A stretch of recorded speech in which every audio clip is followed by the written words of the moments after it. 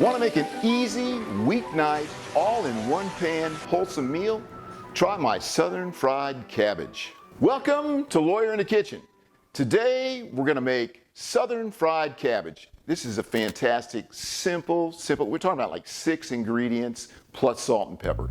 Super easy to make, tasty, filling, and the best thing is it's in one pan. Ingredients are simple. Obviously cabbage, red pepper, onion. We're going to use about 8 ounces of bacon, and we're going to use one full, I don't know what is this is a pound, 14 ounces of kielbasa, about a half a stick of butter, oil obviously, and some Creole seasoning. This is very simple. This is Tony Caccieri's, I'm not sure how to pronounce this. Anyhow, this is Creole seasoning, and that's it. 3/4 inch, 1/2 inch pieces. This is going to go on at the end. Obviously, we're going to use this bacon fat because that's going to add a lot of flavor. I'm going to cut it into a little bit on the diagonal. These are probably an 1/8 inch thick to a 1/4, somewhere in there. Nothing really specific on this. So I've got the bacon in the pan, and we don't want to burn it, so we're going to put this on about medium. We do want this crispy though. And look, if you're making this, you could make it more healthful without the bacon fat, but you don't make this dish. I mean, this is, you gotta have the bacon fat. This is just pure flavor. So we want all the fond to stick to the pan because all that's coming off into why do I keep wanting to say squash? Should we just change this dish? At this point, we probably should we just make it squash? We should. Instead of the cabbage? Well, you like squash better than cabbage anyhow, don't you? I do. Yeah, okay. It's not going to be squash. Although Southern fried cabbage is a staple of the South, it's not only not from the South, it's not even from the United States. It's actually an Irish dish. The main 2 ingredients were cabbage and bacon, and sometimes potatoes. And in Ireland, most folks had a garden where cabbage was very easy to grow, and most of them also raised pigs. So the combination was, well, it was obvious. The dish was nutritious and satisfying, and it's still popular in Ireland today.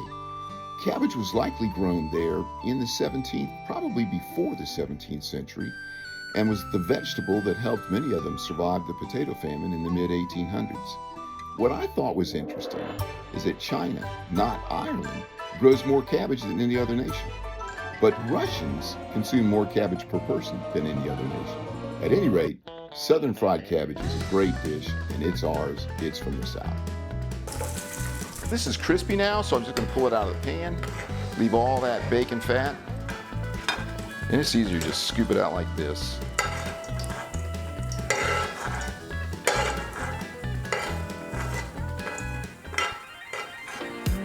And we'll just set that aside. This will be at the very end.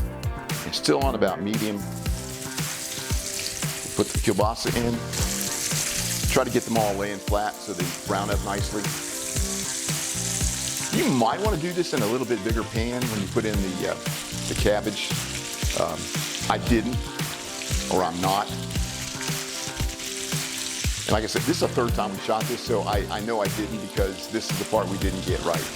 It's all these cameras, the lights, the recording, the audio, forgetting this, forgetting that. But you don't have to worry about that if you're cooking this because this stuff turns out great.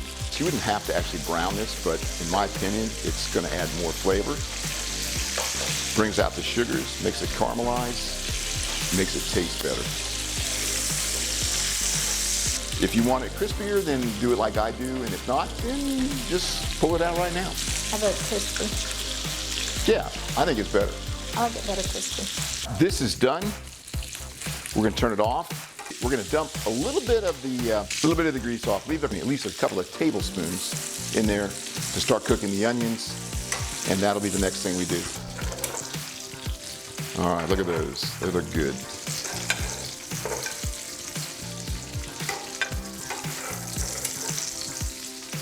And that took virtually no time. So this is done. We'll let that sit till the very end.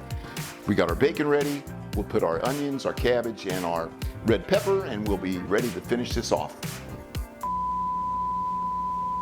So now we're gonna get the rest of our ingredients ready, and probably the easiest way to do a cabbage, first of all, cut this knot off. And then I like to just go down, right down the middle.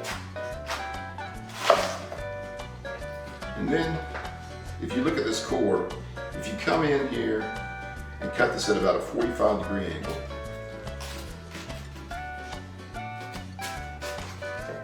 that pretty much gets it out. That's about the easiest way to do it that I can think of. Again, about a 45-degree angle. Go further than you need to. Just pull that cord out. All right, now the rest of this, we're just going to cut into 3/4 inch strips-ish. You can cut this any way you want. Some people just put almost the whole thing in there like this, just in large pieces. You can cut it the way you want.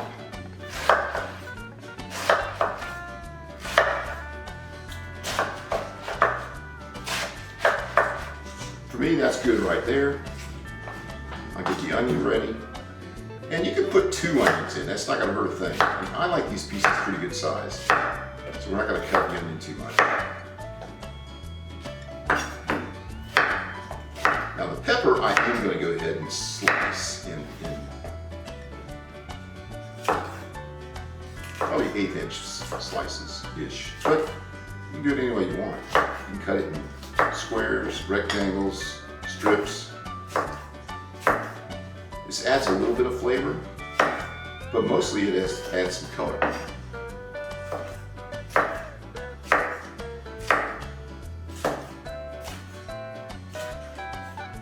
All right, and I'm not going to complain about the shopping that we do in Tallahassee,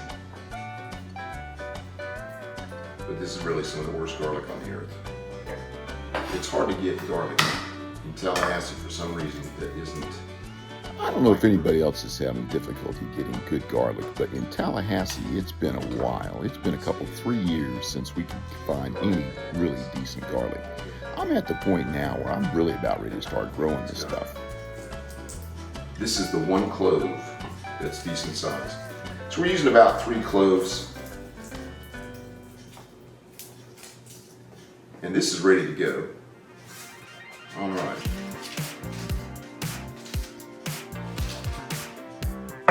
I dumped it all out, all of the bacon fat, except for about 1.5 tablespoons. It's time to put the cabbage in and the onions. And this will cook down considerably. Even though we've got plenty of fat in there, I want to add butter. About 1/2 stick of butter.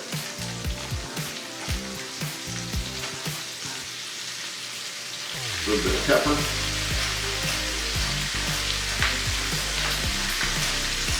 And a little bit of salt, not too much salt. We got salt in the bacon fat, we got salt in the bacon.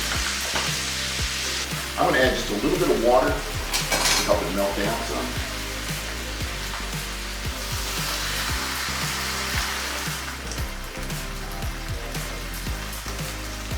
Put a cover over this, and that would actually let it cook a little faster. And that's not exactly the lid for this, but that'll work. And it'd be nice to have the lid. I actually know where the lid is. It's in the house somewhere. So I've got quite a bit of liquid in here, so I'm going to leave the cover off and let that liquid go down because we don't want this soupy. We want all that absorbed into the actual cabbage. But this cabbage is getting close, so we're going to keep the lid off, and it's time to start putting stuff in. So now I'm going to add my red pepper. And I'm saving the garlic for the very end, but we're going to put our seasoning in pretty soon. So it's getting there. If you look at it, it's got a nice sheen to it. That's from all that bacon fat. This is looking good. And the liquid is starting to come out. I guess the right word would be reduce. We are now going to add about a tablespoon of Creole seasoning.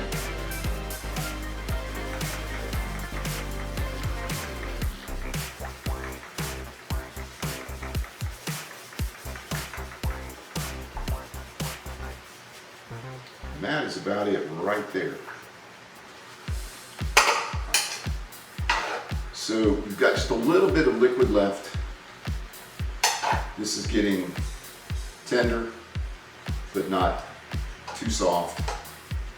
It's time to put the kielbasa back in. And all of the juices with it. And now it's time to put in the garlic.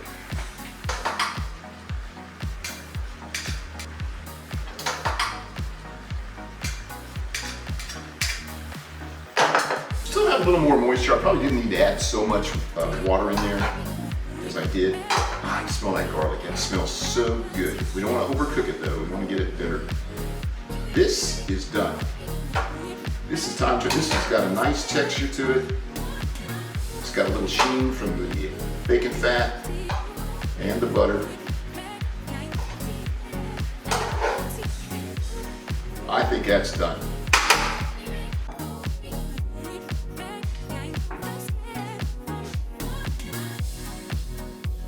Now we're going to put some bacon pieces on.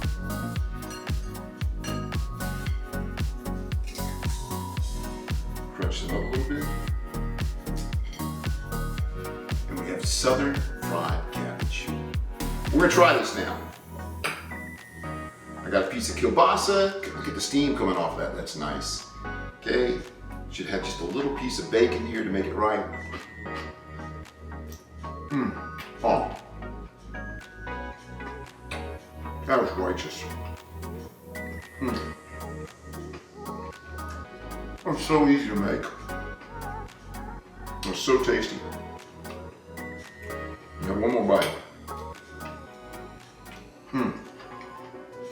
This is great. Thanks a lot for watching. I appreciate it if you subscribe and like. And I'll see you next time on Lawyer in the Kitchen.